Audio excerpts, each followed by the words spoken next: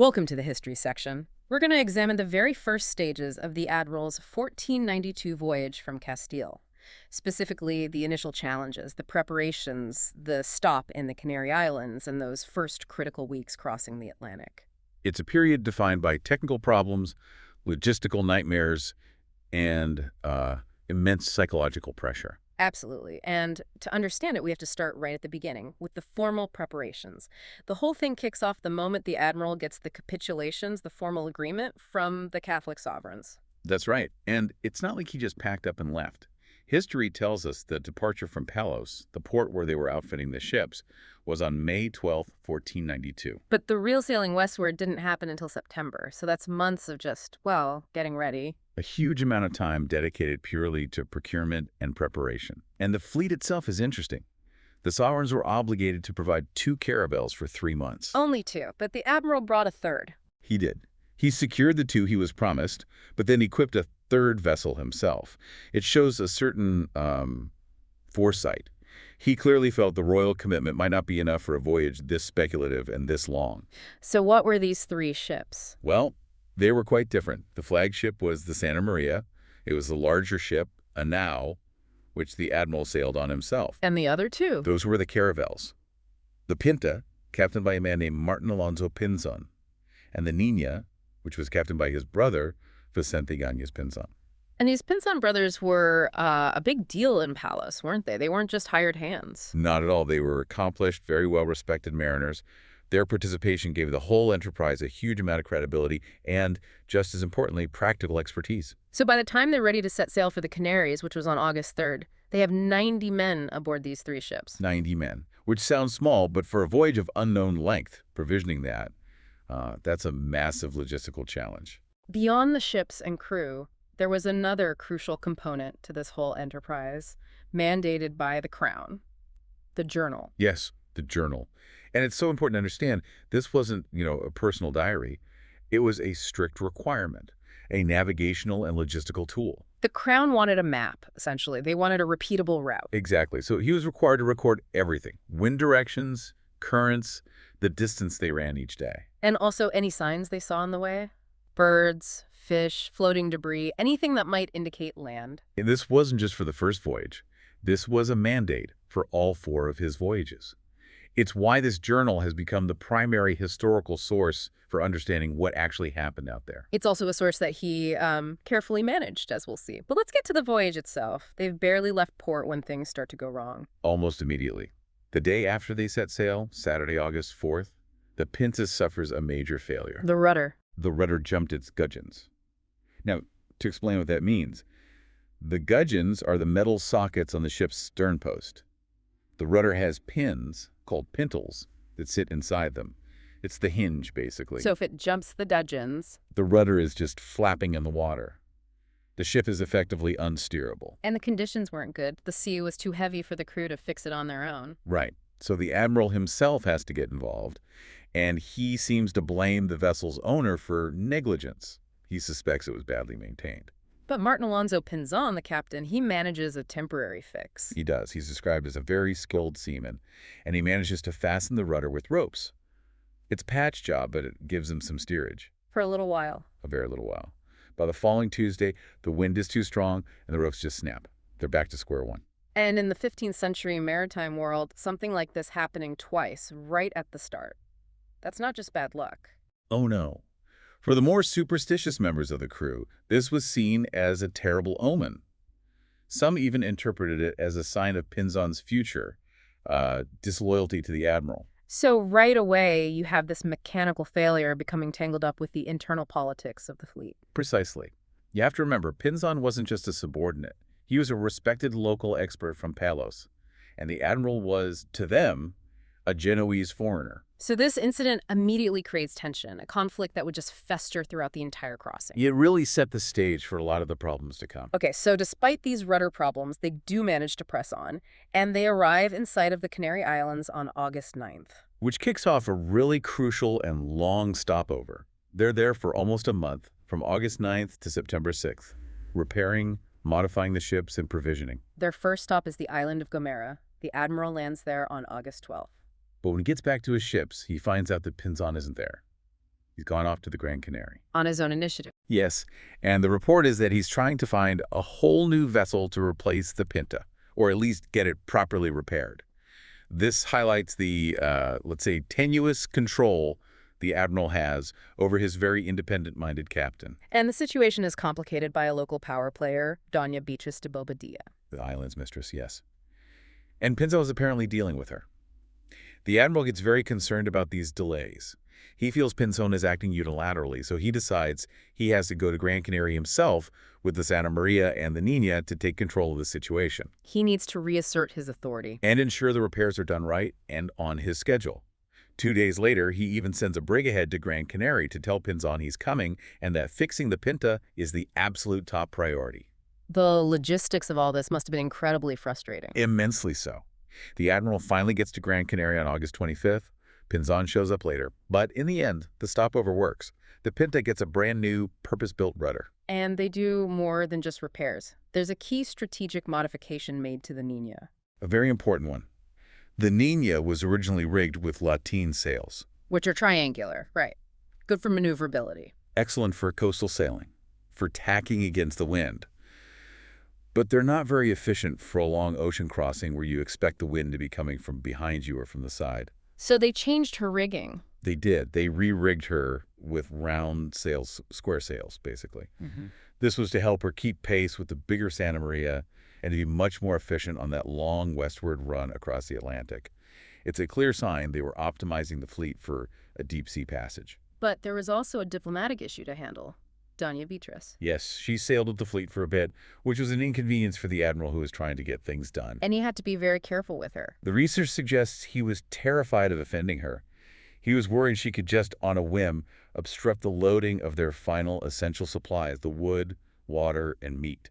So his diplomacy was really about logistics. It was a calculated move to ensure they were fully provisioned before they headed out into the vast unknown. So, repairs done, rigging modified, diplomacy handled.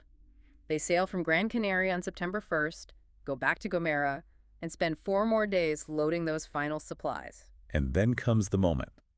Thursday morning, September 6th of 1492, the ships sail westward from Gomera. This is it, the true beginning of the crossing. It is, though it's an inauspicious start. The winds are feeble and variable, and they make very little headway at first. But the real threshold, the psychological one, is crossed just a few days later. On Sunday, yes. At daybreak, they are 9 leagues west of Faro, the last island, and then soon after, they completely lose sight of land. For the crew, this must have been a profound, terrifying moment. You have to imagine it. For virtually every man on those ships, this was the furthest they had ever been from a known coast.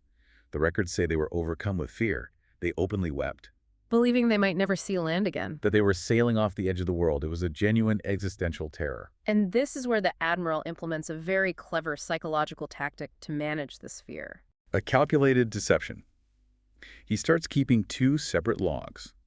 2 parallel reckonings of the distance they've traveled. Why 2? One was for the crew, and in that one, he deliberately underreported the distance they'd covered. To make them feel like they weren't as far from home as they actually were. Exactly. For example, he might publicly announce they'd sailed 15 leagues, while his private secret log, the accurate one, showed they'd actually covered 18. It was a way to suppress their anxiety. The sophisticated bit of leadership, really. He's manipulating them for morale, but for his own navigational purposes, he's keeping a rigorously accurate record. It's a constant balancing act between keeping the crew from mutinying and actually knowing where you are.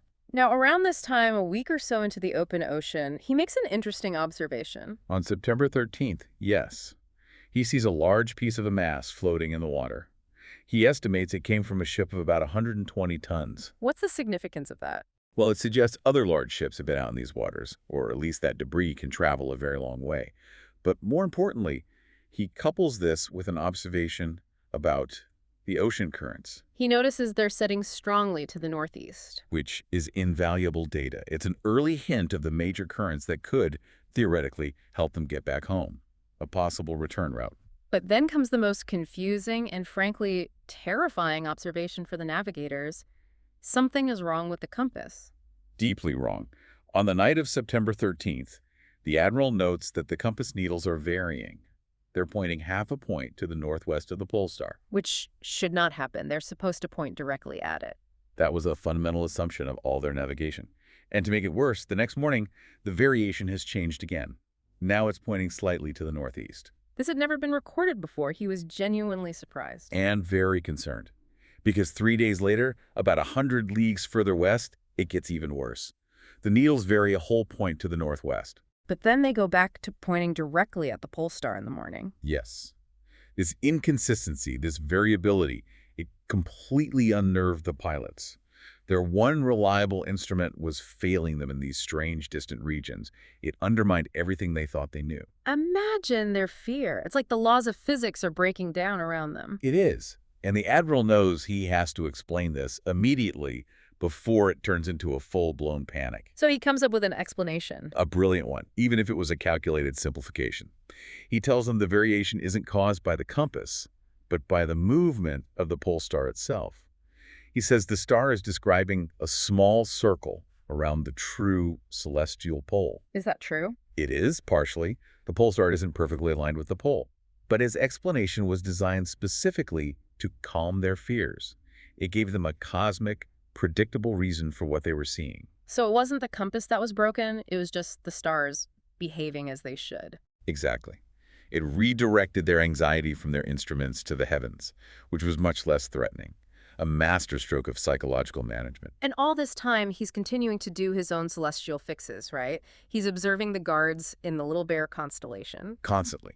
He's tracking their position to verify his course and distance. It's this incredible intellectual juggling act, managing a mutinous crew, dealing with faulty instruments, and performing complex astronomical calculations all at the same time. So let's shift to the biological markers, the things the crew were desperately looking for as signs of land. The first signs were often atmospheric. On September 15th, they saw what was described as a prodigious flame fall from the sky, probably a large meteor. And a few days later, the wind just drops. Yes, which can be another subtle sign of a nearby landmass. But the first really concrete signs were the birds. They see a garnja and a rabo de junco, which they immediately take as a definite sign of land. These were not birds they expected to see in the middle of the ocean. And this optimism immediately affects Martin Alonso Pinzon. Oh yes. On September 18th, he sails ahead in the faster Pinta and comes back claiming he's seen a huge flight of birds heading west. He's absolutely convinced land is just 15 leagues to the north. But the Admiral makes a crucial decision. He doesn't follow. He refuses. He trusts his own calculations over Pinzon's sighting. He believes land is not in that direction, and he's not going to deviate from his westward course for a subordinate he already has some reason to distrust. And right around this time, they sail into something else entirely. The seaweed. Yes, on September 16th, they enter what we now know as the Sargasso Sea. The water is suddenly covered with this yellowish-green weed. Which they think must have been torn from a nearby island. Another good sign. At first. The next day, there's even more of it. They find a live crab in one of the mats, which is a creature associated with the shore. The water even seems less salty. Everything is pointing toward land. But then the sheer quantity of the weed becomes a problem. A terrifying problem. It becomes so thick in places that it physically slows the ships down. It holds them back. And this taps into a deep-seated maritime fear. The fear of the legendary frozen sea of St. Amador. The myth that ships could become permanently trapped, entangled in the middle of the ocean, unable to move. So now the very sign that gave them hope is becoming a source of absolute terror. The signs just keep coming, though, sustaining this precarious hope. On September 19th, a pelican. And the Admiral, being a keen observer, concludes these are land birds, not deep-sea birds. The next day, a heron, a duck-like bird, and then 3 small songbirds at daybreak. He notes that small birds like that are unlikely to have flown far from shore. Right. And then on September 23rd, the sea gets rough again, which, ironically, cheers the crew up. Why? Because some of them had started to fear that the calm seas meant there'd be no wind to ever get them back to Spain. A rough sea felt normal. It meant a return journey was possible. And the sightings continue. A turtle dove, crabs in the weed, fish they can catch with harpoons. Even the state of the weed is analyzed. They see some that looks fresh, not battered by tides, suggesting it's very recent. Then a frigate bird. Which is a very significant sighting. Frigate birds don't rest on water. They hunt by chasing other birds near the coast. Seeing one so far out is a very strong indicator of land nearby. But day after day, no land appears, and the mood sours. It sours dramatically. The fear and restlessness boil over into moping grumbling. The men start to accuse the Admiral of being obsessed with a mad fantasy. That he's sacrificing their lives for his own ambition. Yes, and their complaints become very practical. Provisions are running low. The ships are leaking after weeks at sea. They don't believe the vessels are fit to make the return journey. They also attack his credibility, don't they? Pointing out that he's a foreigner, that his ideas were rejected by experts back in Spain. They do. They call him ignorant, arrogant, inept. The dissent is becoming personal and dangerous. And it moves from just grumbling to an actual threat of mutiny. A concrete plan is discussed, first just to force him to turn back. But then a more sinister idea emerges. To throw him overboard? And to cover it up by saying he fell in accidentally while observing the stars at night. A perfect alibi, using his own scholarly habits against him.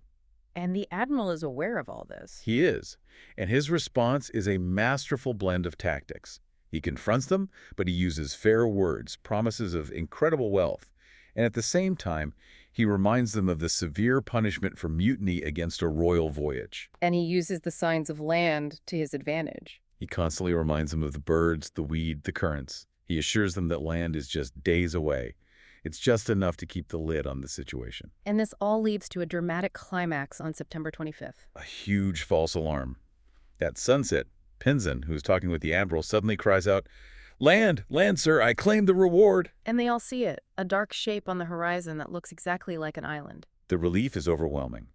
The crew gives thanks to God. Even the Admiral is pleased. And to keep their spirits up, he agrees to alter course and sail toward the siding through the night. But the next morning... Nothing. It was just squall clouds on the horizon. Trick of the light. The disappointment must have been crushing. An immense source of grief and vexation, as the records say. After that moment of collective, spiritual relief, to have it snatched away was devastating. They turned back, heavy-hearted, to their original westward course. Today, we're focusing on a really critical window of the 1492 transatlantic voyage. Right, specifically the final approach and first contact. We're looking at the period from October 1st through to October 16th. And it's in these 2 weeks that everything really comes to a head. All the navigational challenges, the anxiety of the crew, it all crescendos. Yet it pivots into the first observations, the initial contact on those first 3 islands. Exactly. This fortnight was arguably the most volatile and determinative phase of the whole expedition. We go from a crisis of confidence, where mutiny is a real possibility, a very tangible threat. And from that, we move into this realm of overwhelming novelty and the first cultural contacts. To really understand that pressure cooker environment, we have to look at how the Admiral was managing the situation, not just the ship, but the crew's morale. Yes, the internal mechanisms he used to manage distance and, well, more importantly, the psychology of his sailors. It's fascinating. The journey had already gone on far longer than anyone had projected. As they moved further west, the environment itself started to change. They started seeing signs. They did, but these clues were, at first, ambiguous, or even alarming, not reassuring. On October 1st, a pelican flew over the ship, then 2 more. The seaweed they'd seen for weeks was now different. It was described as withered, almost powdery. This suggested it was very, very old and had drifted a long way from its origin. Which would contradict the idea that land was near. Right. Then, by October 2nd, the marine life changed. The crew caught some fish, tunny specifically, and they saw seagulls and a large number of pardellas. Pardellas being shearwaters. Yes, seabirds that tend to stay relatively close to land. Now, normally that would be a comforting sign, but by the next day, October 3rd, these very signs sparked a new and terrifying anxiety among the crew. They became afraid that they had sailed straight through an archipelago without seeing it, that they'd missed their target completely. Exactly. They started seeing these large birds of passage, and they were flying as if navigating from one island to another. So the men became convinced they'd passed between islands in the night or during bad weather. And they wanted to change course. They demanded it. They wanted the Admiral to veer north or south to go looking for these ghost islands. But he was rigid. He refused. Why? After all that pressure, why not just make a small deviation to placate them? He had 2 major pragmatic reasons. First, he did not want to lose that incredibly fair, strong wind that was pushing them directly west along his planned route. Changing course would mean laborious, time-consuming tacking. And the second reason? Command presence. He had repeatedly, forcefully asserted that this specific westward course was the most certain route to the Indies. If he diverted now based on a few birds, his credibility would be shattered. He couldn't afford to be wrong. Or even to appear wrong. He chose the certainty of his direction over the possibility of a premature but maybe off-course landing. This clash between his certainty and the crew's desperation. This is what brought them to the breaking point. It did. History tells us that by Thursday, October 4th, the situation was severe. The men were openly grumbling, they were plotting against him, they were on the verge of outright mutiny. And seeing more birds wasn't helping anymore. No, it was just fueling their belief that land was nearby, but that he was stubbornly sailing right past it. The critical moment in this near mutiny seems to be a few days later, on October 7th. It was the turning point. There was an initial sighting that day, something that looked like land, but it was indistinct. And interestingly, no one immediately claimed the reward for it. Why not? The reward was huge. Immense, 10,000 maravedis for life. It was a fortune.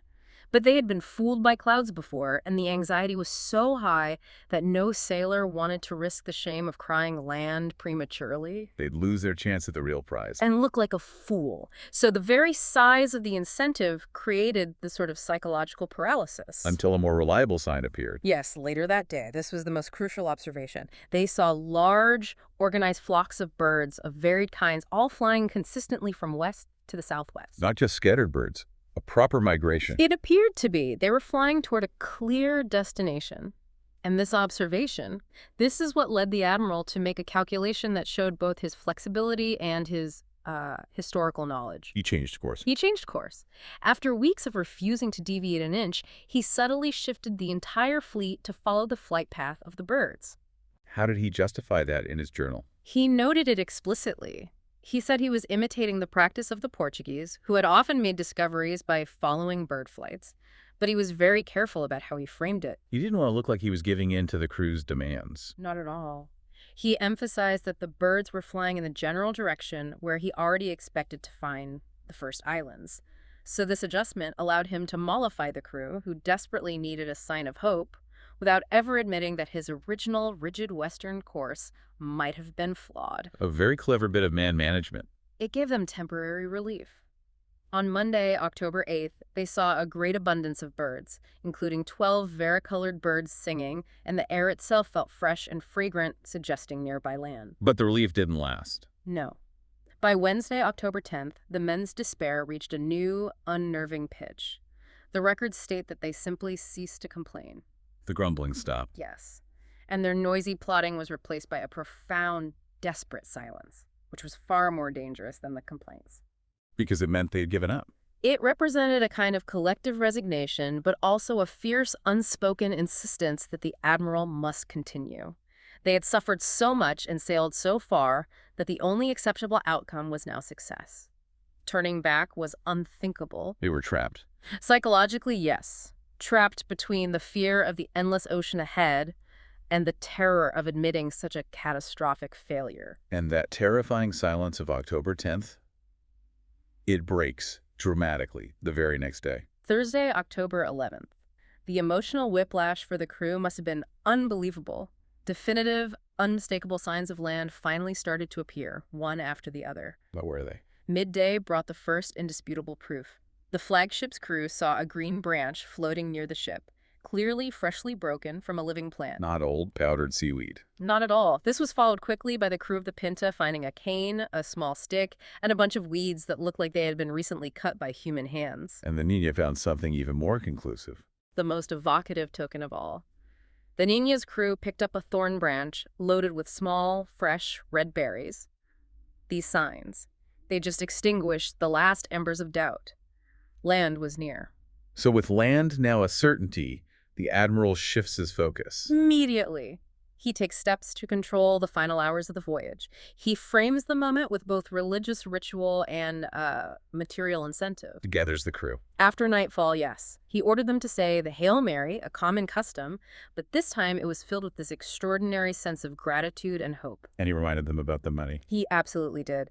The 10,000 maravedis for life, promised by the sovereigns, plus a velvet doublet from the Admiral himself for the first confirmed sighting. And he referenced the strict orders from the Canaries. Which were? that after they reached the 700-league mark, which they had now far, far exceeded, they were to exercise maximum vigilance. He promised them they would not sail through that night without finding land. This sets the stage for a rather controversial moment. It does. About 2 hours before midnight, the Admiral is standing on the stern castle, the highest point on the ship, and he reports seeing a faint light. A light, not land itself. A light.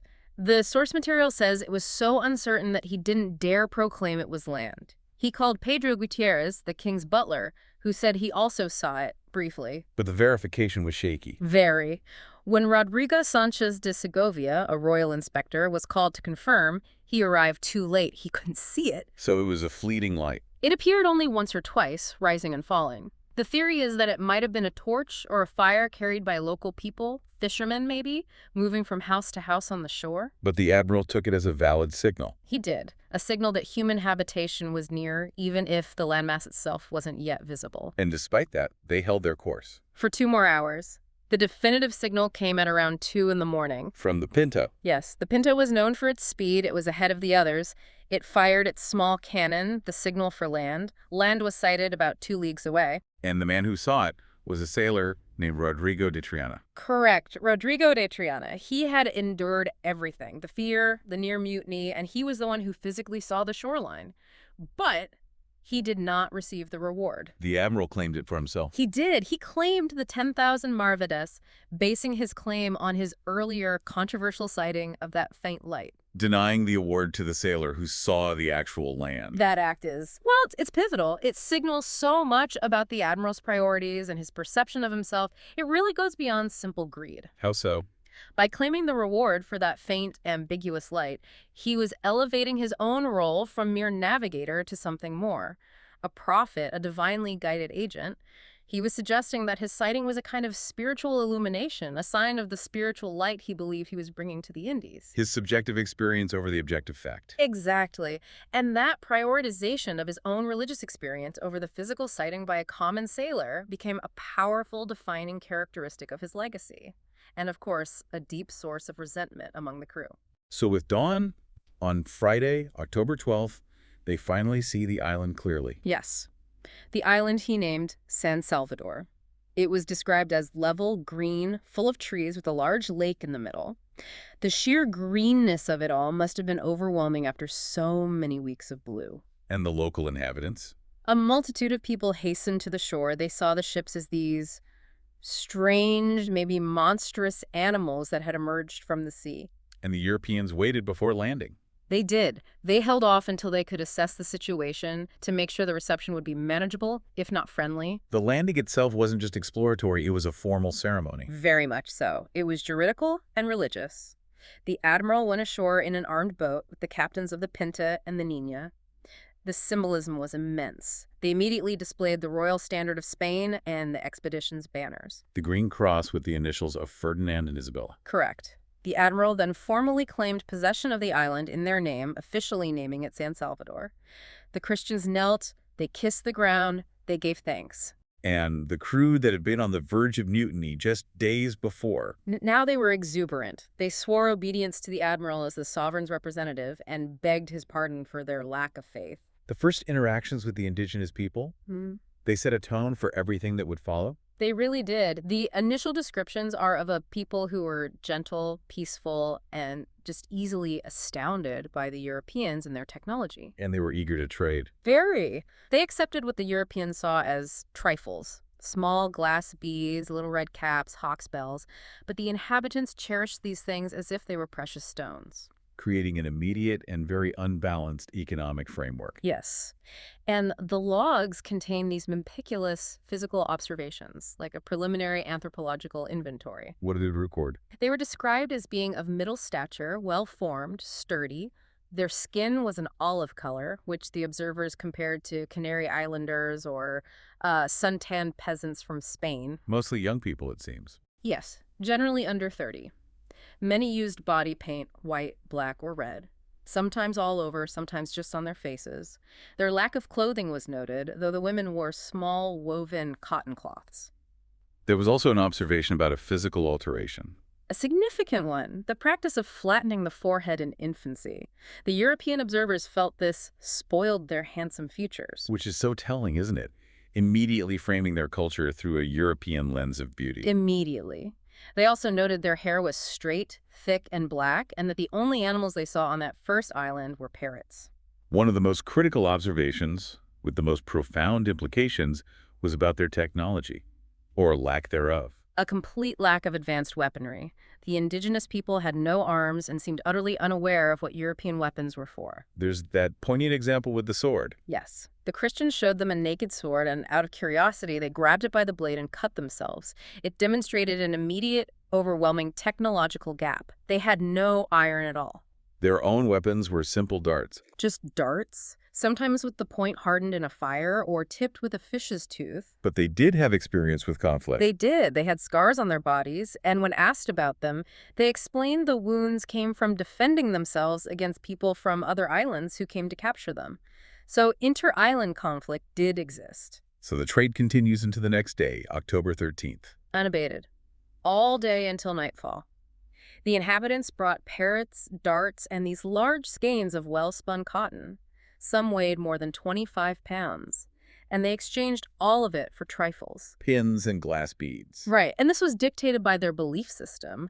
They were profoundly convinced that the Christians had come from heaven. So the items they received weren't just trinkets. They were sacred relics. Yeah. They had an incalculable spiritual value that just overwhelmed their material worth. This immense generosity was built on a profound cultural misinterpretation. And it was on the second day that the Europeans got a good look at their canoes. Yes, their maritime technology. The construction was meticulously documented. They were hollowed out from a single tree trunk, all in one piece. And they varied in size. Enormously. The smallest held just one person, but the largest were substantial vessels that could hold 40 to 55 people. The labor involved in that must have been incredible. It speaks to an organized and efficient society. And their propulsion method was also unique. Not rowing, Paddling. with paddles described as resembling a baker's peel. Dipped in the water and pushed back with strong strokes, and the canoes were noted as being very light, skillfully made, and remarkably stable. They even had a method for righting them if they capsized. A very clever one. They'd flip it back over and then rock it from side to splash most of the water out, then bail the rest with gourds. A real mastery of their environment. After 2 days, the Admiral decides to leave San Salvador. He does. On October 14th, he was motivated by the need to find a better, more strategic harbor, something suitable for a permanent fortress. And the departure was an emotional event for the locals. The documents report that they cried out and wept, still calling the explorers men who came from heaven. And the Admiral took some of them with him. Several, yes, to serve as interpreters. He then returned to his ships to continue exploring westward. The next island he named Santa María de la Concepción. Right. They sailed about 7 leagues to get there. He anchored, went ashore, but the main purpose was logistical. To check on his men, let them rest.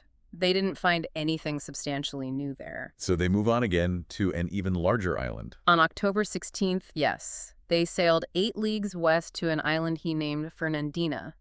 This one was much bigger, over 28 leagues long. And just before they reached it, a very interesting encounter occurred. It really highlights how fast information was spreading. They intercepted a man traveling alone in a small canoe. What was he carrying? A piece of their bread, a gourd of water, some vermilion powder for body paint, and some dried leaves that were prized locally. But crucially, He had something from the Europeans. he had a string of green glass beads. He explained he'd gotten them on San Salvador and was on his way to Fernandina to spread the news of the Christians' arrival. A diplomatic opportunity. And the Admiral seized it. He treated the man exceptionally well, gave him more gifts, and had him put ashore on Fernandina immediately. It was a calculated move to ensure a friendly welcome. And the observations on Fernandina provided a point of comparison with San Salvador. Yes, revealing some subtle but important differences. The inhabitants of Fernandina were judged to be more intelligent and shrewder than the people of San Salvador. Shrewder in what way? In commerce, they drove harder bargains. While the people of San Salvador had assigned this overwhelming spiritual value to the trifles, the people of Fernandina seemed to assess the material value of their goods, their cotton and provisions, more closely. The housing was also different. Simpler in a way. The villages were small, just 12 or 15 huts shaped like tents. Very little ornament or furniture. But their beds were a significant observation. Absolutely. Described as nets or slings attached to house posts. This is a crucial early documentation of what we would recognize as a hammock. The natural world on Fernandina also held some surprises for them. It did. They recorded seeing trees that bore 4 or 5 different kinds of leaves on a single trunk. A natural anomaly, perhaps, or a species entirely unknown to them. And the fauna. They saw fish of all different colors, lizards, some snakes. But the most notable animal observation was the dogs. The dogs that couldn't bark. Exactly. They resembled European mastiffs or hunting dogs, but they were silent. This baffled the observers. So this meticulous documentation, from the fake logbooks to the non-barking dogs, it really shows the comprehensive nature of the record-keeping. It does. It shows the Admiral's dual mandate perfectly. He had to maintain absolute control over a demoralized crew while simultaneously ensuring that every single physical and cultural detail of this new world was logged with military precision for his patrons. The story of those 16 days is really more than just a navigational triumph. It's a profound illustration of human endurance against almost unbearable uncertainty and the immediate, powerful collision of 2 radically different worlds. Thanks for listening. We hope you enjoyed learning something new. That's all for now, but in case you didn't notice, there are a lot more episodes on this subject available on this channel. If you're enjoying these historical podcasts, please like and subscribe and share with other history buffs. While this is an AI recording, the research that has gone into this production is comprehensive and focuses on very specific moments in history designed to bring as much detail to the listener as possible. Thanks again for listening in.